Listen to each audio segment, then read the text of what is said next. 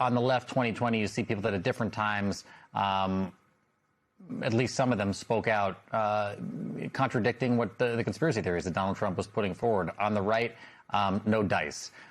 How do you think that is impacting the actions that the president is taking surrounding the election system in particular, and also, the decision to pursue this voter suppression legislation, the SAVE Act, that he's pushing for just absolutely relentlessly? It definitely emboldens him. There's no consequence on the right to his unhinged behavior.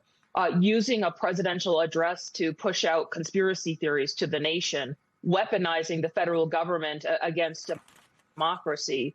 But I do think, I don't want to undercut how risky it is to have election deniers in all these key positions in the federal government.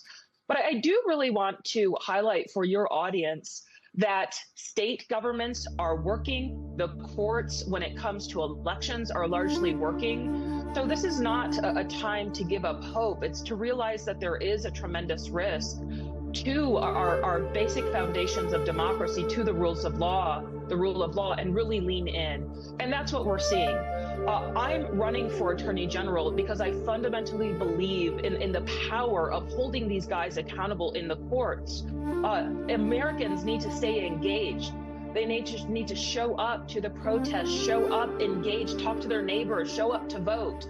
And we just have to beat these guys in the 26 elections. And by these guys, I don't mean Republicans. I mean election deniers. I mean corrupt politicians.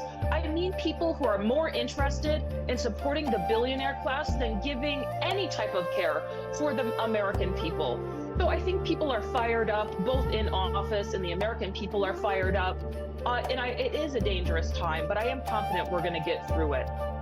I'm sure that you watched the Todd Blanche Senate Judiciary Committee hearing for his confirmation this week, and his approach to the Department of Justice seems noticeably, maybe it's charitable, different than former Attorney General Bill Barr. I want to play a clip where we put the two of them back to back and get your reaction on the other side.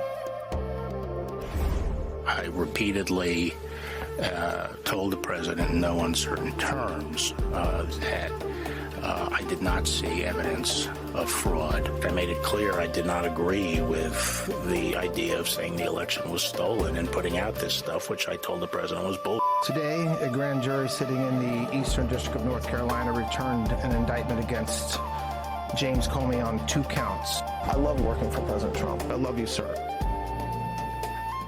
I love you, sir. Gross. Sorry. What are your thoughts? Gosh, I don't disagree with you. I just think it's just the DOJ is supposed to be an independent body. And we did see the former Attorney General, perhaps a little late to the game, but finally arriving and saying there was no evidence of widespread voter fraud. And he also told us that President Trump himself knew that he lost the 2020 election. Trump doesn't like the truth. He is obsessed about the fact that he lost in 2020. We are living through a history of a sore loser, a man who cannot accept defeat, even when he is the president of the United States. And he has put loyalists all around him. But again, I just fundamentally will underscore, states run elections, not Donald Trump, not the DOJ, not the federal government.